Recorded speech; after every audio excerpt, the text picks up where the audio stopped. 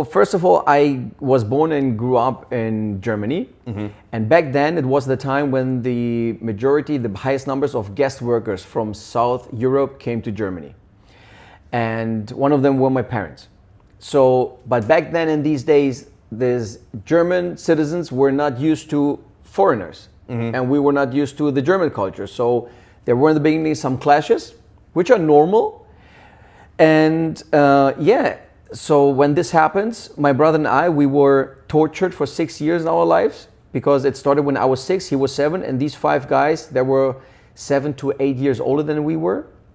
And they did really bad stuff, not just slapping us in the face, because they never punched us in the face, that could have been seen. But they slapped us in the face, they made us eat our breakfast bread after they peed on it. Every single day, they kicked us in the nuts, they kicked us in the tummy, they made us lick their shoes, kiss their feet, eat dog poop. And they told us every day they're gonna kill my brother if we're gonna tell someone. And this went on for 6 years in our life. Wow, from 6 to 12 years old. Yes.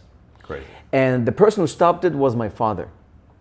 Because we tried to talk to teacher, and it's similar like today, that people who really have responsibility, they don't really understand what responsibility is, or to read if kids needs, or a kid is really helpless.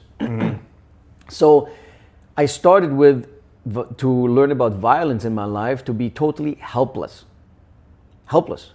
And that's something what people don't understand nowadays, because one thing is to be afraid, but the worst feeling of that is to be helpless. Because as long as you're afraid and you have a drive to do something, but when you feel helpless, you're done. And that what determined my brothers and mine so deep desire and wish to become strong.